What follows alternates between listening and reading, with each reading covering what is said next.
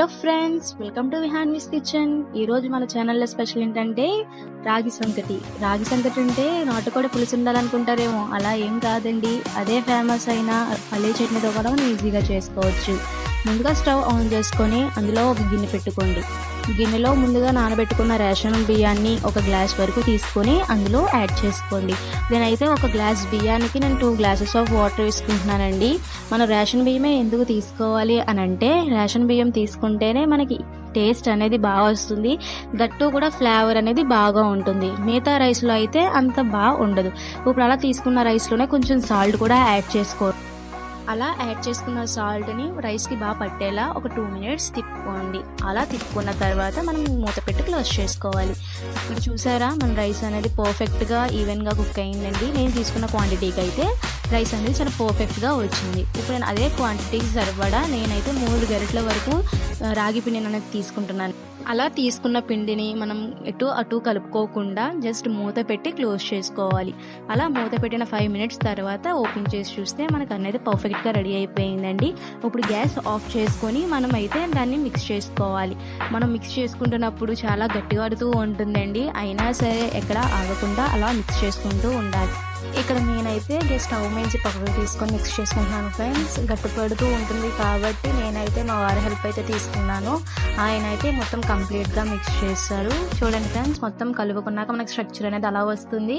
అలాగే పక్కన కొన్ని వాటర్ తీసుకొని చేతులు తడుపుకుంటూ ఆ రాగి ముద్దని రౌండ్గా చేసుకోండి.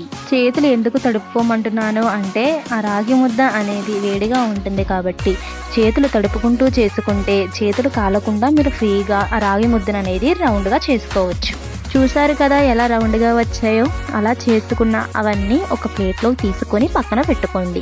ఇప్పుడు రాగి సంగటికి కాంబినేషన్కి మనం పల్లీల చట్నీ అనేది చేసుకుందాం. ముందుగా ఒక ప్యాన్ తీసుకొని ఆ ప్యాన్లో 1 కప్పు వరకు మనం వేరుశనగ గుళ్ళు అనేవి వేసుకోవాలండి. ఆ వేరుశనగ గుళ్ళు వేసుకున్న తర్వాత అవి ద్వారగా వచ్చేదాకా బాగా వేయించుకోవాలి. అలా వేయించుకున్న వాటిని పొట్టు తీసి ఒక పక్కకైతే పెట్టుకోవాలి.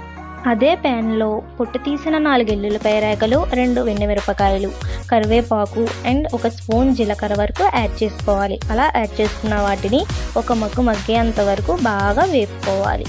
అలా వేపుకున్న వాటిని ఒక బౌల్లోకి తీసుకోవాలి.